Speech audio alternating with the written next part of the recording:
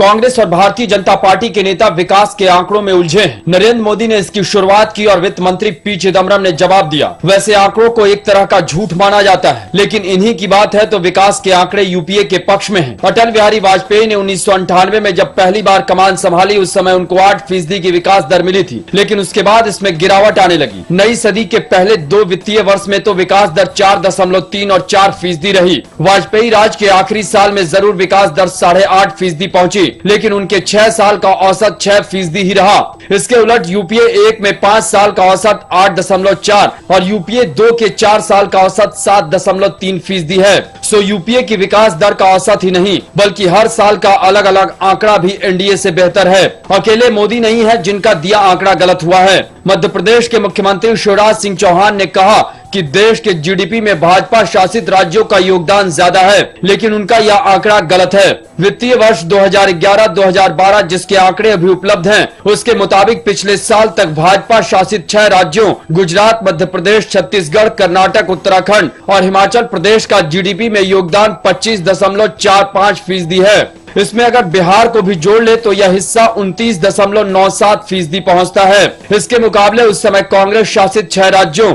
आंध्र प्रदेश, महाराष्ट्र, राजस्थान, असम, हरियाणा और गोवा का योगदान 37.36% है। इनमें से हरियाणा और गोवा छोटे राज्य हैं, यानी एनडीए शासित 7 बड़े राज्यों का जीडीपी में जितना योगदान है, उससे 10% ज्यादा योगदान कांग्रेस शासित 6 राज्यों का है।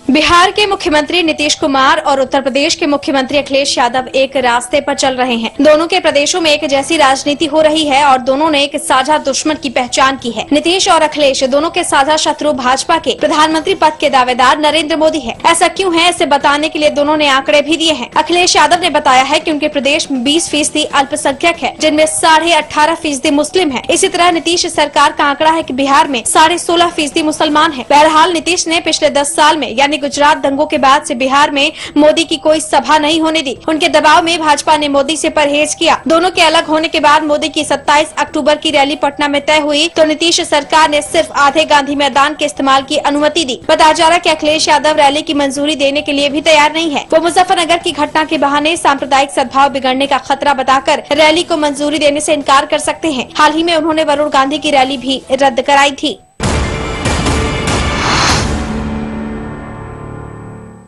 देश की राष्ट्रीय सुरक्षा खतरे में है। पिछले साल रिटायर हुए सेना प्रमुख ने कई खुलासे किए हैं। उन्होंने कहा है कि कश्मीर से ज्यादातर मंत्रियों को पैसे दिए जाते हैं। सेना की ओर से कई गैर सरकारी संगठनों को पैसे दिए जाते हैं। साथ ही उन्होंने ये भी कहा है कि कम से कम 8 देशों में सेना के टेक्निकल सपोर्ट डिवीजन ने अपना अभियान चलाया है। सूत्रों का कहना है कि कांग्रेस नेताओं के धमकी भरे बयानों और सीबीआई जांच की खबरों से आहत व नाराज जनरल बीके सिंह ने ये बयान दिए हैं और अगर उनके खिलाफ अभियान नहीं रोका गया तो वे और खुलासे कर सकते हैं। उनकी बातों को चुनौती दी जा रही है और आगे जांच की मांग हो रही है, लेकिन सवाल है कि जांच में क्या खुलासा किया जाएगा। क्या उन मंत्रियों और गैर सरकारी संगठनों के नाम का खुलासा होगा जिन्हें सेना के गोपनीय फंड से पैसे दिए गए हैं, और क्या उन देशों के नाम का खुलासा होगा जहां सेना ने गोपनीय अभियान चलाया है। अगर ऐसा हुआ तो फिर आतंकवाद और नक्सलवाद दोनों से लड़ाई नामुमकिन हो जाएगी। सेना और पुलिस अपने गोपनीय फंड से देश भर में संगठनों और नेताओं को पैसे देती है। इसमें कुछ गड़बड़ी भी होती होगी, लेकिन इनके बंद होने का क्या नुकसान हो सकता है